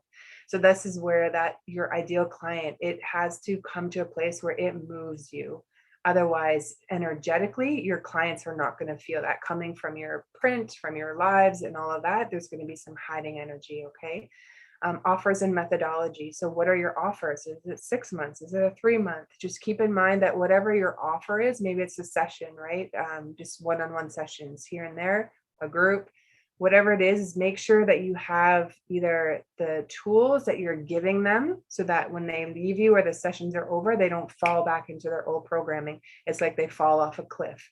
Hold space for them to continue. What that means is, what would be your 3 stages of bringing someone through? Right? So we can help someone who's right at the start, someone who's in growth as far as an entrepreneur, and eventually, as we're moving into that too, someone who's out over the six figure mark a year is just a way of keeping track, or so many clients. So it's like, have a plan for them. If you're a grief coach, I'm just trying to think of who's on the call here, right? Or even for you, Raven, like if you're helping people with their spiritual walk, maybe it's you're helping people who are right at the very beginning, but then what is the next step as they are growing and evolving? And after that class is done, where are you bringing them to next? Because those are repeat clients. They've already given you money once, so they like and trust you. We buy from people we like and trust. So when you can have those stages, you're also building security in your foundation of your business, that it's not just this one thing that I'm offering. Yes, for right now, keep it super simple so you don't overwhelm yourself. But in the forefront, what is that next step and that growth that you can bring them through? Because that will also help you in your offers and your methodology. And it'll also help you with repeat customers and clients. Okay. Methodology is just like, usually it's an acronym.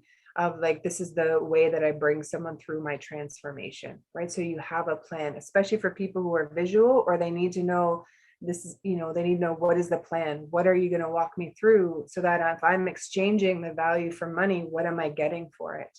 The money and the amount it is only is, doesn't, I don't want to say it doesn't matter, because it does, but they want to know before they give you the money, what is the value? What am I getting out of it? What is the end result? Okay. Next is your magnetic messaging. It's got to feel alive. It's got to feel so juicy that you're like, dang, I would join my own program. If you're not that connected to what you're doing, your clients are not going to feel the energy from it as well. There's something that's just not there. So you want that to be magnetic. So you are in that magnetism of people are just drawn immediately. They're like, wow, that's what you do. I need that, right? Your person, they just see it, they feel it. You're in the same frequency as that ideal client that you want. And if you're not sure, start super small with something that you could do with your eyes closed, right? You can do that and you're good. Have that thing that's really secure. Like in Sylvie's example, she does bookkeeping, has been doing it for 20 years. She can bookkeep, with her eyes closed, and that's her security. Money coaching is what, and healing part is what she's moving into, and the energy part of it. And so it's something that's newer. So what I had suggested was build your secure income around what what feels really good to you. And you're like, oh, I could do that so easily. And then the things that you're growing and expanding into yourself of like what your vision and where you're moving to, then have those as offers that you're putting out. But it's not that you are necessarily dependent on that income just yet, because you've got this secure base. Back to the base chakra. If you don't have a secure base and you're a coach, or something like that, maybe it's getting a job so you can take care of that feeling of security. Because if you don't have that and you're creating courses and stuff, right, then you can be creating in this scarcity mindset. And again, that's not going to hit and catch, for people. So that energy is really important of what you're creating, and that magnetism. So people are drawn into you. Okay. And then next, here are some things. And if this kind of class interests you, this is what the Lightworkers Lounge is going to be about, is like helping you get really secure. Who are you? Let's get that clear. But also here are some existing or some more things that we will be talking about. Consistency with lead generation. How are people finding out about you? You have $10,000 to $30,000 in your network of people who know you. So Sylvie, as a money coach and bookkeeper, I'm like, great, write a really nice email, send it with love, and like in the sense of send it out to a list of people that you write down, right? So you're co-creating with source of, these are the people I want to tell them what my new business is or how I've expanded. Those are the people who know you. They may not be your clients, but they are the people, they're like a net for you, right? They know you, they trust you. They've maybe been to parties or to, wherever you've existed with them. They know you as a person. And so when someone comes to them and says, oh, I need a bookkeeper, my business is growing too quickly and I don't want to do that work, they're going to remember Sylvie's email and go, oh, you should message Sylvie, right? Because they like and they trust her. It's someone that they would feel comfortable to recommend. And then what'll happen is when you send out that list, the email of, this is what my business is, or just, you're not selling them. You're saying, this is who I am and what I'm doing. They may come around and reply back to the email or in a phone conversation. If you can do that, it's better. And say, oh my goodness, I need this. How does it work? Can I get more information? And they may become your client, which is really beautiful. That's where that $10,000 to $30,000 is in your own network of people that know you. So part of lead generation is that you want to have some kind of a freebie offer. It doesn't have to be something that's super extensive. Don't overwhelm yourself. But is it a PDF of, I'll just use Sylvie as an example because I see her in my little square there. So Sylvie as a money coach, right? She could do the top 3 money blocks, right? As her free PDF, I would do a video to go with it. Video is where we're moving to. We're going to have video emails. You won't write an email anymore. You will actually just record and send that. That's a new trend that's coming. So if you want to download software, figure that all out, get ahead of the curve. And you're just making an impact in that way, right? They can feel and hear your energy. If you like Clubhouse or it's a talking app, radio, no video, that's a great place for people to connect and to get this lead generation of people coming to you. But with this free offer is that when you meet someone new and they're like, wow, I really love what you do. Great. Sign up, for this free offer or have this available to you, and now you're collecting their email, right? And they may be a future client, not now, maybe in the future, but these are your followers.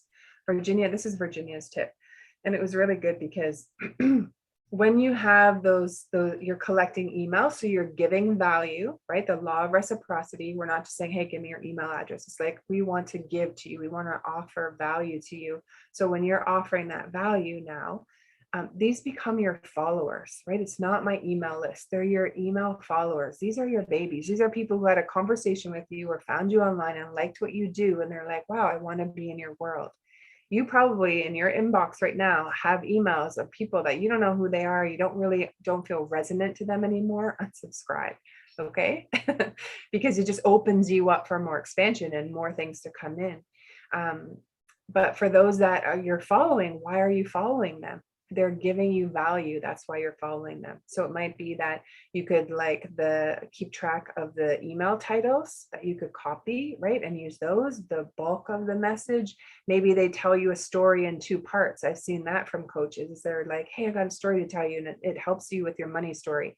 And they tell part of the story, come back tomorrow and I'll tell you the rest of it. Not manipulation or clickbait, never. Right? Because this is all in the energy and people feel that and they're like, oh, this is clickbait, delete, unsubscribe, right? But offering that value, or here's the main point of my message that I want to tell you today, come back tomorrow and I'll give you the ingredients for this next part, right? So then people are wanting to stay engaged with you.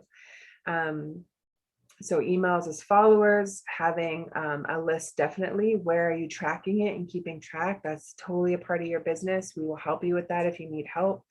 Your posts, if you go live, where you are on social media, that's all lead generation to come in. But then is it like a machine in the sense of like, these are the places that I'm doing lead generation and gaining new people who are aware of my services. And then once you have them come in and they're aware of you, what's the next step? Right? What's the call to action? Being very clear so that your message is like, hey, this is my post. If you want more information, send me an email or click in my bio or my link tree, whatever it is of like how to get in touch with you next. Make it super simple for them. A confused mind says no. And so if you want people to come to your monthly circle, like we have a meditation circle, Virginia putting up her post is like, if you want a part of our meditation circle, then you send me an email here, or you click on this link to register, right? It's her very clear, this is my call to action for people that are interested in what I have. This is one thing that a lot of people forget in their posts. You don't have to do it all the time. It doesn't have to come from a salesy kind of view. This also comes with around your views around sales. Right? You're not selling yourself. You're saying, hey, this is what I offer. Whoever this is in resonance with, come, I have medicine for you. Right? So you're standing still as that lighthouse. You're not running up and down the beach saying, do you want my stuff? Do you want my stuff? Right? It's totally like, this is who I am and who I serve. Whoever is going to feel in resonance or need that medicine just by energy is going to come to you because you're really secure in who you are and what you do. Okay. So then what are the next processes is like process for sales. So you get a new client. Awesome. What's the process, right? We have some of that automated when the emails, go out for great. You signed up for this. Awesome. Here's your email link with the introduction and welcome. And here's the Zoom information, or here's our next call, or here's the schedule, or here's the course outline, right? So that you're giving them that information and connecting with people. Enrollment, right? Getting them to enroll. There can be a process for that too. Think about, right, when you're just starting, or maybe, that you're expanding your client base, that sales and enrollment is you, and it could be very simple. But what happens if you, right now, you've got an offer and you had 100 people who said, oh, I'm in, right? What's your system? What is that next step? Because if you are not prepared, you're going to overwhelm yourself as well and shut down more than likely. And a lot of that negative critical thinking is going to come in. You're like, oh, I can't do this, right? Ask for help when you need it. That's really important. So those are some of the steps as far as like strategies in your business. Just for the sake of time, we have done content on our YouTube channel, Healing Soul School, for how to get seen, social media, how to get out there. I would say keep it super simple. Pick 1 or 2 platforms that you like showing up in, that your energy is there.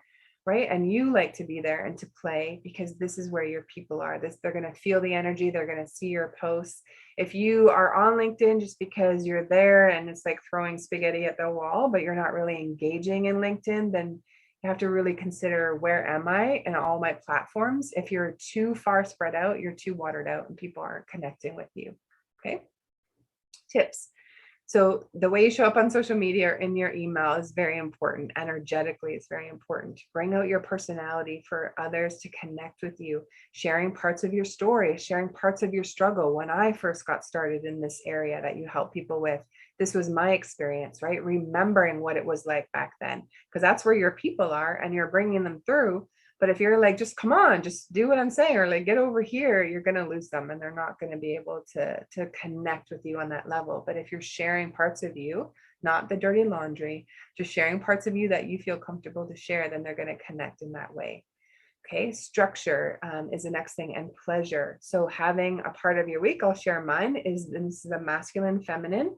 Masculine is the structure, the riverbank, the water flows, that's the feminine. So in your work week, where's your structure? Mine's Monday to Thursday is my work stuff. Okay, Friday to Sunday, I play. Sundays are off, that I do my best not to schedule things in there unless they're really juicy and exciting. Then I will do that, like Katura's astronomy class, because I really want to learn that. So I will do that on Sunday. But then you're giving yourself time to play. You can't work all the time. If you're working 12 hours, how do you scale that back down to 8? And then the rest of the time you are playing. And if you feel guilty around that, then there's some work to do there too. Okay. I was the workaholic because I didn't feel safe to stop and allow myself to feel joy and pleasure and do the things I want. I felt guilty to watch a movie, which is so crazy to me now. Okay, so just be mindful of your scheduling. Write out all of the things that are that you definitely have to do in a week, and then you can see where your spaces are, that you can book in clients, that you can do your lead generation, that you can do your books. All of the things that you need to as an entrepreneur and as a business owner to own that in your business. Okay, keep the website updated. Very important, right? If you have an old program that is now over, what people are seeing there, that's also an energy exchange. They're like, oh, they're not here. Like, this is from 2021. This isn't current, right? So just wherever you want to show up, be very clear and make it current. Something that you can do as far as like what is happening, what are trends out there, is art and music definitely show us trends, right? So how to keep things jazzed up in your business. But again, you don't have to do all the things that you don't want, that don't feel comfortable. If you don't like making videos and dancing on TikTok or something like that, you don't do it, right? That energy comes through. Do the things that feel really good with you and resonate, because it's just going to hit better on that energy scale. Regular emails full of value, and I put value in huge bracket or in caps there, for your followers, right? Give to people, not just sending messages, buy my thing. What value are you giving to people? Because that's how you're going to attract more followers. Okay. Ask for help when needed. This is feeling safe in your feminine, but also ability to receive. Okay. How are you with compliments?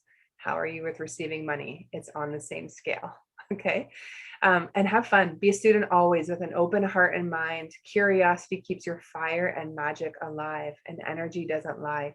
So if you're doing something or you're creating something and it just doesn't feel good, or you want to create this thing, or you've been meaning to write the email for 3 weeks and it just hasn't happened yet, there's a good chance that's not for you, or not right now could be it as well, right? So just really tapping in. If something feels good and expansive, it's going to light you up. Continue on. If that doesn't feel expansive, then maybe it's time to reassess, drop it, ask for some help, say, hey, I'm thinking of doing this. Give me some feedback. What do you think about it? Right? I have someone who reached out to me, and she wants to do an energy exchange 6-week program on something that I'm very much interested in. It goes with our Naked Alchemy class. And she said, would you mind doing a testimonial? And I'm like, heck yes. And thank you, universe, because that is me receiving that next stage that I know that Spirit's bringing me through for our sacred sexuality part of Naked Alchemy. And now I'm getting this beautiful 6-week program from an intimacy coach, right? So just look for where in your life there's abundance, where you can grow, where you can expand, maybe where you can do some exchanges so that you can learn. Maybe you want to exchange with someone who's in a market that you want to be in and you want to learn more about them. When you're thinking of your strategies, and I'll close with this, is you are at the table. Imagine that 6 of your clients are around the table. Who are they? What are they wanting? What is the best strategy that you can use? Or really, strategy is a way to connect. How can you connect with them in the best way that they're going to see you, feel your energy, and be like, yes, I'm all in. All right. Any shares or anything that's coming up?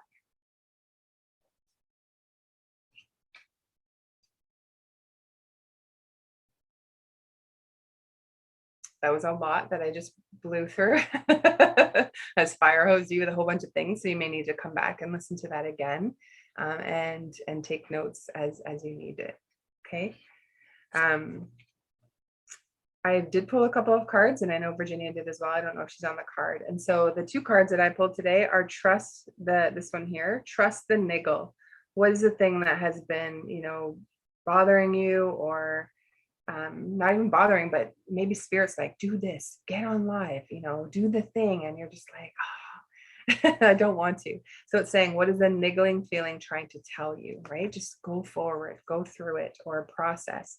And then the Akasha is your guidance is divinely guided. And I just want to say that whatever, let's see if it's in the camera, whatever you're here to create, whatever it is that you're here to do, it's inside of you. It's in your DNA. You came here for this, so that to help build some of your confidence in your belief. If what you're doing came from source or spirit, you don't need other things. Yes, they're good for, having support and all of those things. But when we tap into ourselves, into our own divine medicine, to our own divine information that's inside of us, then I say watch out, world, because really cool, exciting things are going to happen by tapping into that. You have everything you need already inside of you. Okay. Well, thank you. Next week, we are going to be doing another call in the Lightworkers Lounge all about community. So I'm going to talk about how to leverage other people's audiences. This is really helpful for getting yourself out there. If you have a group or you've been posting to the same people over and over and no one is buying, there's a sign right there, right? They're not ready for you in this moment, or they're not your client. Then you need to get yourself out there. It's also exposing yourself, right, in other audiences, which is a growth. And how to do that. We have our monthly conscious living village, or sorry, there's too many words, conscious business village, which we have in a few days for February of 2022. We actually are teachers for the village. We have them coming in to just share more about who they are, their medicine, what we're building in this safe, secure community for entrepreneurs to come in. It's emotional support, it's spiritual help, it's money help there with the money blocks and such, business help, meditations, healing practice, all of those things we've pulled together, inner child work and the soul retrieval, people who've got, really secure in their medicine and what they do to hold space for you as that masculine energy, to hold you, to allow you to feel, free to flow as the feminine in your energy, the creation, clearing out those lower 3 chakras, and to just really shine brighter, and not only in your life, but in the way that you help others as well.